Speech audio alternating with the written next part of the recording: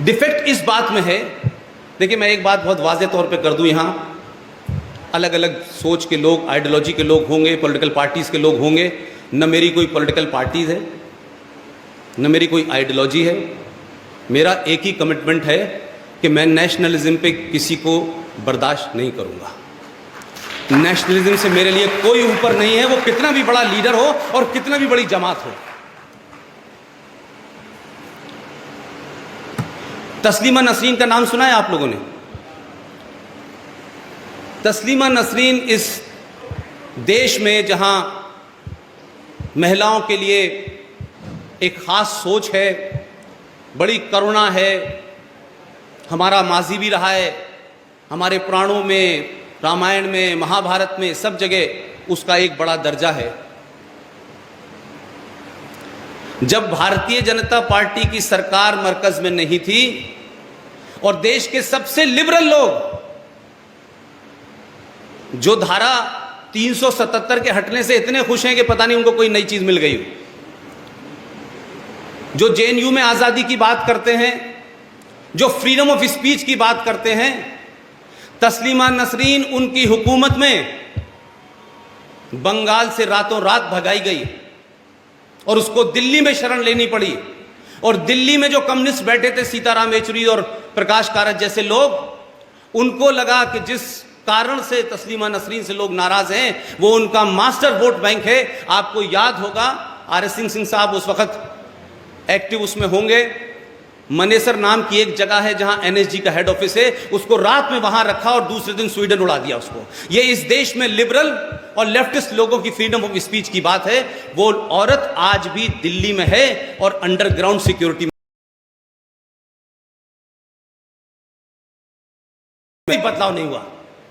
आज की डेट में पाकिस्तान के 2 नागरिकों को, फिल्म निकाह की हीरोइन सलमा आगा और एक सिंगर अदनान शामी को इस देश में 1 हफ्ते के अंदर नागरिकता दे दी गई। लेकिन तस्लीमा नसरीन एक महीने का उसका वीजा एक्सटेंड होता है कि हिंदुस्तान का मुसलमान नाराज ना हो जाए। यह हमारा पाखंड है। इस पाखंड के खिलाफ बोलना होगा। कौन सरकार में है, कौन सरकार में नहीं है, यह महत्व नहीं है। अगर आप इसमें बंधे रहेंगे तो जिंदगी भर सच नहीं बोल पाएंगे कि एक नाराज हो जाएगा, दूसरा खुश हो जाएगा, दूसरा खुश हो जाएगा, ये नाराज हो जाएगा। मेरा इससे कोई मतलब नहीं।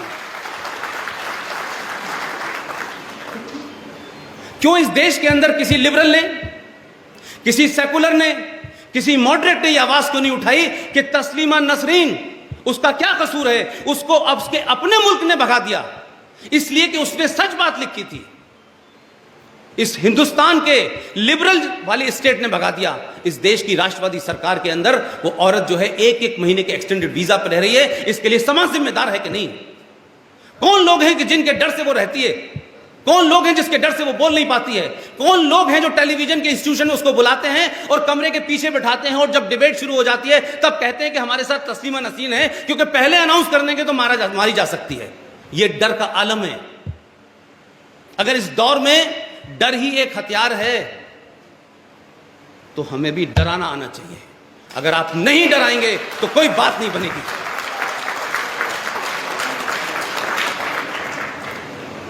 कश्मीर की बात कर रहे थे भी, कश्मीर का ज्योग्राफिक पूरा बताया कि 15% इलाके में 2.5% डिस्ट्रिक्ट के गुंडे बदमाश, 2.5%।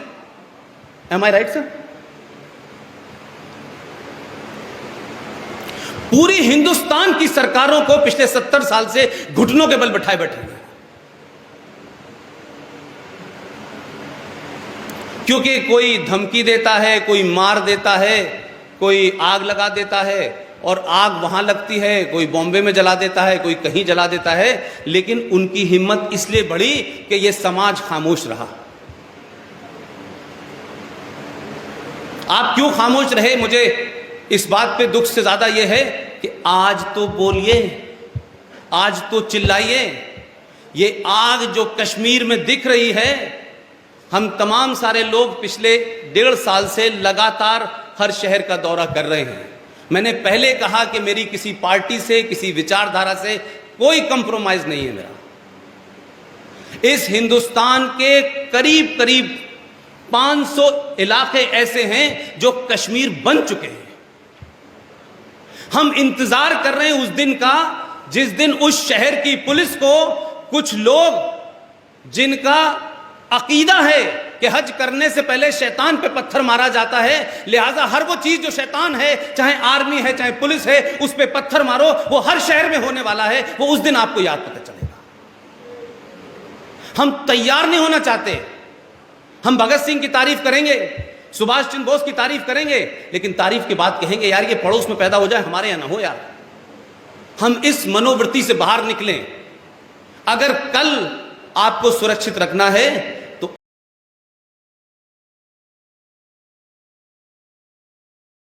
मैं किसी से नहीं कह रहा कि आप हथियार उठाइए, लेकिन आपका आर्गुमेंट, आपके फैक्ट, आपका तर्क उस AK-56 की तरीके से लगना चाहिए दुश्मन को, कि पता चले कि लोग जाग गए हैं कि क्या मक्कारी इस देश में हो रही है 70 साल से।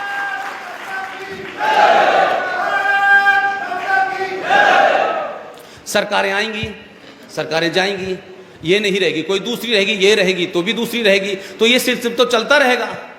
लेकिन एक और मैं महसूस करता हूं, मेरी उम्र इतनी नहीं है, मुझसे बड़े सारे बुजुर्ग लोग बैठे होंगे, लेकिन पूरे 27 साल के कैरियर में कोई 12 साल मुझे पाकिस्तान के एक चैनल का इंडिया हेड होने का शर्फ हासिल है। मुझे एक अजीब बात लगती है, क्या किसी देश की सरकारें समाज बनाती हैं क्या? एक सरकार आएगी, साहब पाकिस्तान से बात होनी चाहिए, फौरन होनी चाहिए, बड़ी जरूरी है। दूसरी सरकार आएगी, नहीं हम नहीं करेंगे। कोई हुर्रियत से बात करेगा, कोई नहीं करेगा।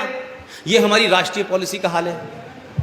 मैं बार बार एक ही चीज पे फोकस कर रहा हूं कि अगर आपने समाज को समझा दिया, बता दिया, तर्क से मजबूत कर दिया, अगर समाज मजबूत होगा तो आपकी मर्जी से सरकार पे बैठेगा कोई, आपकी मजबूती से उतर जाएगा। लेकिन समाज को कोई मजबूत नहीं करना चाहता, सब अपने अपने वोट बैंक को मजबूत करना चाहते हैं।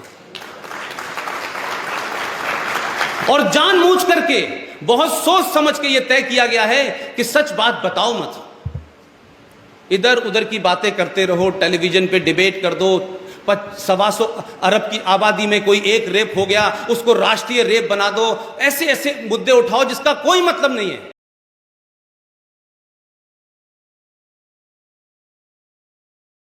कि उसके ऊपर हंगामा हो रहा हो। इस देश में गौ रक्षक के बारे में बड़ी लोगों को चिंता है।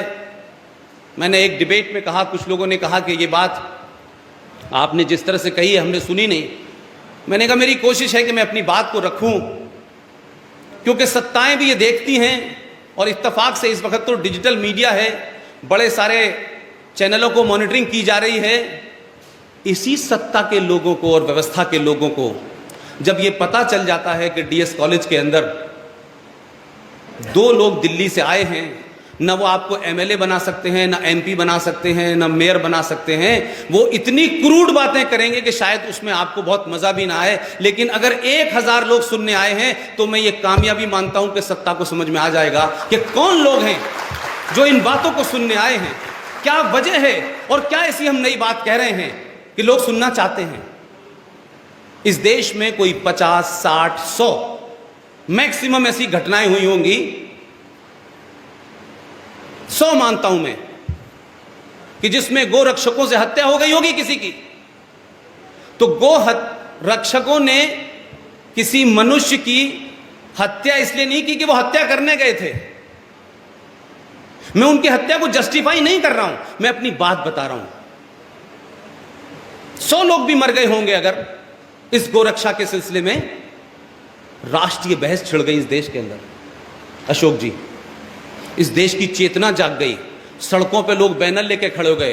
वो जो एक बॉलीवुड है फ्रॉड पूरा का पूरा, वो तख्ती लेके खड़ी हो जाती है हर बार। लेकिन इसी देश में 2 घटनाएं हुई हैं, लेकिन वो मेरे जीवन काल में हुई हैं, मैंने तो नहीं,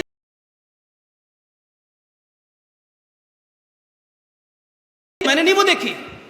1984 में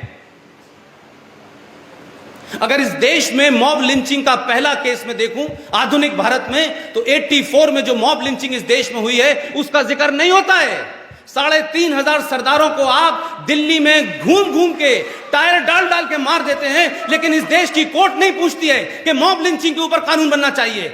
लेकिन अगर 2-4-50 गोरक्षकों ने मार दिया हो तो राष्ट्रीय बहस होती है, हेडलाइन बनती है और सुप्रीम कोर्ट उसका संज्ञान लेती है। 1990 में कश्मीर की वैली में क्या हुआ ये मुझे बताने की जरूरत नहीं है। कौन नहीं जानता कि जिन गांधी जी ने जब ये बात कही थी, मैंने एक जगह कहा तो लोगों को बुरा लगा। गांधी जी जिस वक्त देश बट रहा था, देश में दंगे हो रहे थे, तो गांधी जी ने कहा कि मुझे जम्मू कश्मीर में रोशनी नजर आती है। पता नहीं उस वक्त वो चश्मा लगाए थे या नहीं लगाए थे।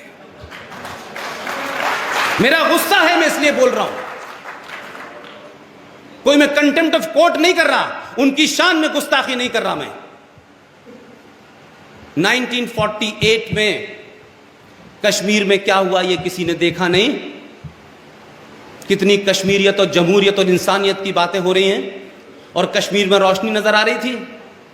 उसी कश्मीर के अंदर 1990 में सत्ता और व्यवस्था की मिली भगत से मस्जिदों का सहारा लेकर के, कुरान शरीफ की हदीसें लेकर के, शरिया का हवाला देकर के 3.5 लाख कश्मीरी हिंदू पंडितों को आपने मारा, रेप किया, नारे लगाए कि कश्मीरी मर्दों को मार दो, इनकी औरतों को रख लो। वो नारे पूरी वैली में गूंज रहे हैं, उस पर 10 किताबें लिखी हैं, लेकिन सुप्रीम कोर्ट ने कभी संज्ञान नहीं लिया।